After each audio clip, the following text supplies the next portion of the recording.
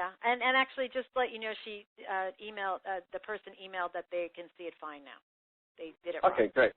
Oh, okay, perfect. You know. Well, there you go. So if anyone else has that problem, those are some solutions that you could try.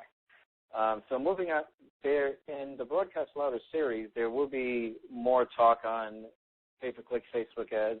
For example, the next webinar that we're doing on March 28th, which is going to focus on best marketing strategies in general, there's going to be a section on pay-per-click ads, and Facebook ads will be mentioned as well as Google ads. So we're going to briefly address this because it's going to tie in nicely with our strategy here for Facebook marketing. What you want to do when you buy a Facebook pay-per-click ad is you want to keep people on Facebook because Facebook is going to charge you less per click than if you send them off of Facebook. And there's another new advertising feature called Sponsored Stories. Those are even cheaper than pay-per-click Facebook ads that are in the sidebar. They're also in the sidebar, but they're more like stories that you post, and you can sponsor them, sponsor tags, and they are actually a cheaper rate and get a higher interaction rate as well, so that might be another option for you. But let's say we do a Facebook pay-per-click ad. Before, you could take them to a landing page. But now there's no more default landing page. But the great thing about the new apps, formerly known as custom tabs, is that you can link directly to an app. Now, this is great because Facebook is helping people who do it right do it more effectively and have higher conversion rates.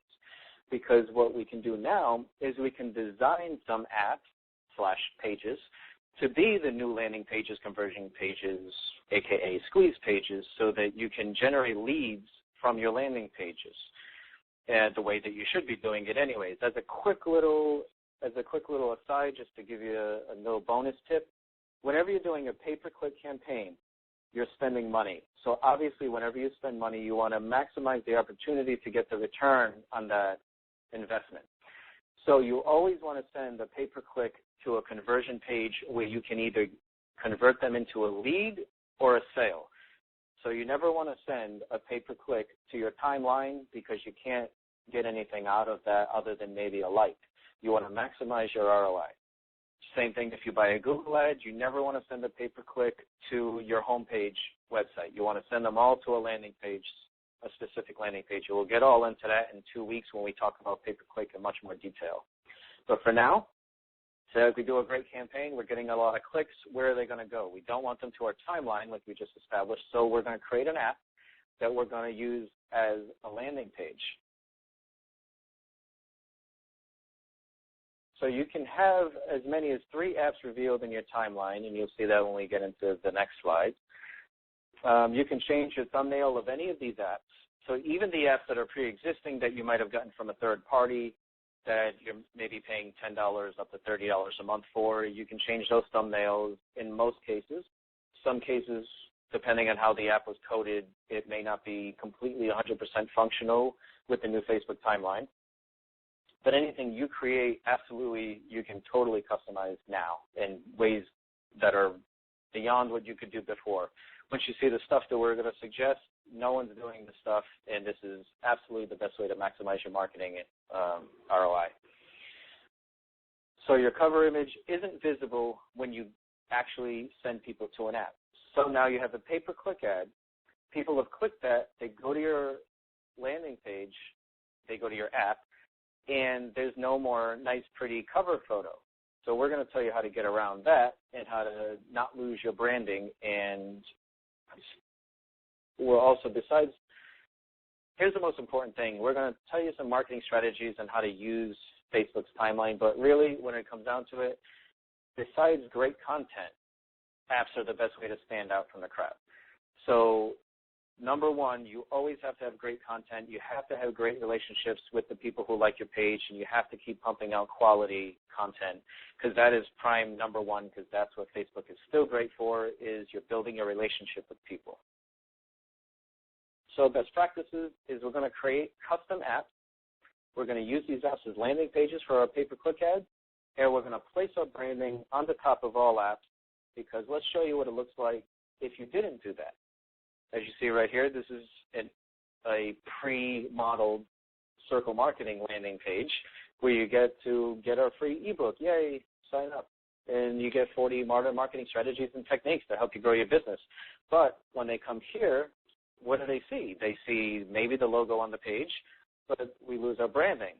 So our solution for that is, since we're creating the page anyways, we put a nice little branding up top there. So now when they come here, they not only see the logo, but now they see a couple of other links, and we're going to talk about that, because that is where the power of apps really comes in. Let's talk about the different types of apps you can create. You can do an About Us app. These are formerly what landing pages were. They used to be, just something they land on and say, hey, like my page, and great, this is my brand. So you can still have that. I wouldn't use these as landing pages from, like we said before. You can't convert anyone off of here. So the next type of page, the app that we can do, is a lead generation app that you saw a preview of.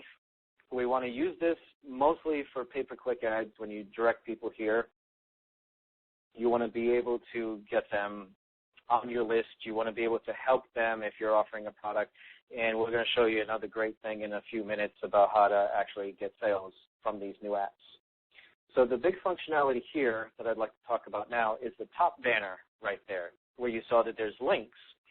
Well, the links allow us to have cross-app connectivity. So if you land on our lead generation page and you're like, I kind of want the book, but maybe I want to find out more about what this company is about. Well, there's the About link right there. The reason why we do that is, let me go back for 1 second just so it blows up a little bit more. If you look where it says free ebook next to your name, in the case your name is Circle Marketing, that is your new navigation. You drop that down, and that's where you navigate through all the different apps. Obviously, that's not the most intuitive way to do this. So what we're suggesting is that since you're creating the app anyways, create your own branding, your own links, so you keep people within your page, you help brand your page properly, and this helps you cross-connect the different app pages that you have. Another app is a like to reveal, which is also called a fan gate. Fan gates weren't working the first day that Facebook did a little trial version, so people were afraid that it might go away, but it's not going away. Fan gates absolutely still work. And for those who don't know, what a fan gate is basically a like to reveal the offer. For example, we put up a page, we encourage them to like the page, and in exchange, they will receive whatever the offer is. In this case, Elisa is offering a free download for one of her great songs. Now, if you remember, the cover image could not use a call to action as far as like this page. However, we can do that on our apps. There's no restrictions at all. And this works out nicely, as you see right there, a nice little arrow pointing right to the like button, so that they are doubly encouraged to like if the song wasn't enough for them. So now you see we've liked the page, we reveal the button to download the song and enjoy her wonderful music. Now, the next type of app we can create is an actual store right inside. Now, the Silic Moonlight Graham has a store in their website. They spent a lot of money on their e-commerce site. They want to monetize that. Every time that someone clicks on the internet and you make them do another click, you're going to lose some traffic. There's going to be some fall off. So we want to minimize the amount of clicks, maximize the opportunity to get that person from where they are to where you'd like them to be, to make that purchase as quickly and efficiently as possible. So now you can do a pay-per-click campaign and send them directly to this app, and we can actually embed an entire website within this app. Now, there's a couple of restrictions around that. For example, Facebook apps do have a maximum width, which is 810 pixels wide. I'd suggest 800 if you're going to design a page specifically to go into the Facebook app and host it.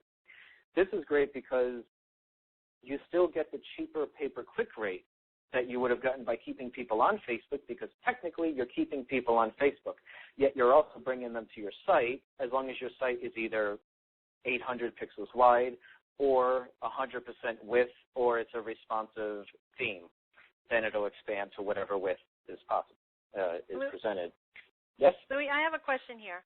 What Okay. what would be the advantage of having this full site and with the shopping and everything rather than the original site that's on the web? I mean, other than the 850 million daily users. The 850 million daily users? You know, on Facebook. So I'm saying, but what would be the advantage of having the shopping cart and the whole site here over just having it in their regular website? Well, actually, the great thing here is that this is the website. This actually is their website. Their shopping page is embedded within the Facebook app. So the advantage to that is that you don't have to create something new. You're paying minimal money to create the app as long as your page, your web page, your shopping cart is within the parameters of the timeline. It won't break. It'll still embed even if it's 1,000 pixels wide, but then you're going to get scroll bars. It's not going to be a good experience, and it's not a way to go. You don't want to do something that's not going to fit. Okay. So then what would someone do if they had a website that was, let's say, 960 pixels wide? If it's would they 960, create a new version? No, you could create a new version. If you want to embed it in a Facebook timeline, then yes, you're going to have to modify it in somehow. These days, a lot of web pages should be responsive, which means that depending on the viewing device, because there's tablets, there's mobile phones, there's monitors, there's laptops of all different sizes, you should probably think about getting a responsive website model that will automatically adjust to whatever viewing screen the user is viewing you on. So we're assuming you don't have that. Let's say you're a smaller business, just paid a lot of money for your e-commerce and they hard-coded it. You don't want to do this. Well, this might not be the best solution for you. But the advantage to doing this is that you're getting a cheaper pay-per-click because they're coming through on your Facebook because obviously you're keeping them on Facebook. So you're getting a little bit easier to get your cost per conversions down. Great. Now we go over to Facebook marketing will be touched within Susan and Broadcast Louder's series. There's a 5-lesson series that's coming up after our free webinar on the 28th. And one of the instructors there, guest, is going to be talking about social media. But here's just some general, mile-high viewpoints on Facebook marketing in general, since we're talking about timeline marketing. The quality of content and stories